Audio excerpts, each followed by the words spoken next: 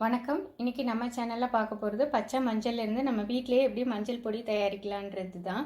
இது ரொம்ப ஈஸியானதும் கூட. பொங்கல் சீசனில் பச்சை மஞ்சள் நமக்கு ஃப்ரெஷ்ஷாக நிறைய கிடைக்கும். அந்த மாதிரி நேரங்களில் நம்ம மொத்தமாக வாங்கி இந்த மாதிரி மஞ்சள் பொடி செஞ்சு வச்சுட்டோம்னா 1 இயர் வரைக்குமே நம்ம ஸ்டோர் பண்ணி வச்சுக்கலாம். நான் இன்றைக்கி 3 கிலோ அளவுக்கு மஞ்சள் எடுத்திருக்கேன். இதை நல்லா மண் போக நல்லா கழுவி எடுத்திருக்கேன். 3 கிலோ மஞ்சள்ன்றதுனால நான் இன்றைக்கி கேஸ் ஸ்டவ்லேயே வேக வச்சுக்க போகிறேன். அந்த மாதிரி ஒரு பெரிய பானையில் மஞ்சள் முங்குற அளவுக்கு தண்ணி எடுத்து கொதிக்க வச்சுக்கணும். தண்ணி இப்போ கொதிக்க ஆரம்பிச்சிருச்சு. அதிகமான தண்ணியும் வேண்டாம், மஞ்சள் முங்குற அளவுக்கு தண்ணி எடுத்துக்கிட்டாலே போதும். இப்போ இதில் பச்சை மஞ்சளை சேர்த்துடலாம். கொதிச்சுட்டு இருந்த வெந்நியில் எல்லா மஞ்சளையுமே இப்போ சேர்த்தாச்சு. மஞ்சள் சேர்த்ததுக்கப்புறமா நம்ம ரொம்ப நேரம் கொதிக்க வைக்கக்கூடாது. ஒரு கொதி வந்ததுக்கப்புறமாவே நம்ம அடுப்பை ஆஃப் பண்ணிக்கலாம். 10 நிமிஷத்துக்குள்ளவே வெந்நீர் நல்லா கொதிக்க ஆரம்பிச்சிருச்சு. இப்போ இதை ஒரு தடவை நல்லா இப்படி கலந்து விட்டுக்கலாம்.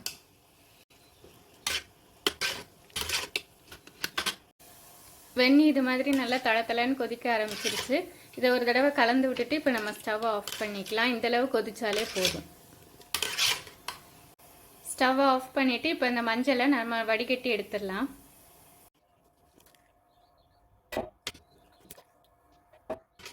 மஞ்சள் நல்லா வடிகட்டி எடுத்தாச்சு. இதை இப்படியே முழுசாக கூட நம்ம வெயிலில் காய வச்சு பவுட்ரு பண்ணிக்கலாம். ஆனால் இப்படி நம்ம முழுசாக வைக்கும்போது கூட கொஞ்சம் நாள் ஆகும். அதனால் இது சின்ன சின்ன பீசஸாக நான் கட் பண்ணிக்க போகிறேன். இது ஆறுனதுக்கப்புறமா நம்ம ஓரளவுக்கு சின்ன பீஸாக கட் பண்ணிக்கலாம். மஞ்சளில் இருக்கிற இந்த மாதிரி வேர் எல்லாமே இது காயும் போது தானாகவே உதிர்ந்துடும். அதனால் இதை நம்ம எடுக்கணும்னு அவசியம் இல்லை. மஞ்சளை சின்னதாக கட் பண்ணி எடுத்துக்கிட்டாலே போதும். மஞ்சள் ஆறிடுச்சு. இந்த மாதிரி ரஃப்பாக கட் பண்ணிக்கிட்டாலே போதும்.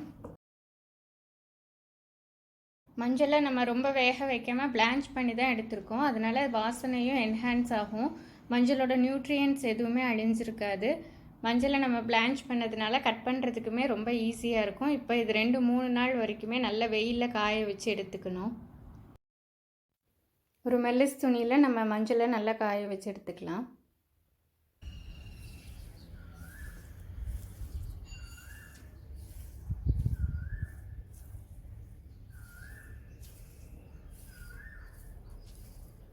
ரெண்டு 3 நாள் நல்லா இந்த மாதிரி வெயிலில் காய வைக்கணும்.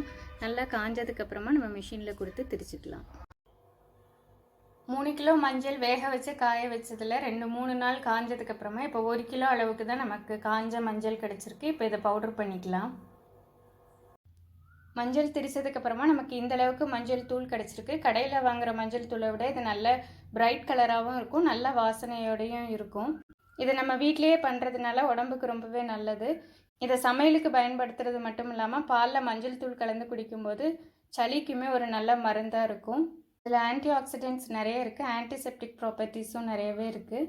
இந்த மஞ்சளை நம்ம வீட்டில் செய்கிறது ரொம்ப ஈஸியான ஒரு வேலையும் கூட. இதை நம்ம எல்லாருமே செஞ்சு பார்க்கலாம். இதை நீங்களும் ட்ரை பண்ணி பாருங்கள். இந்த வீடியோ உங்களுக்கு யூஸ்ஃபுல்லாக இருக்கும்னு நினைக்கிறேன். இதே மாதிரியான இன்னொரு வீடியோவில் உங்களை சந்திக்கிறேன்.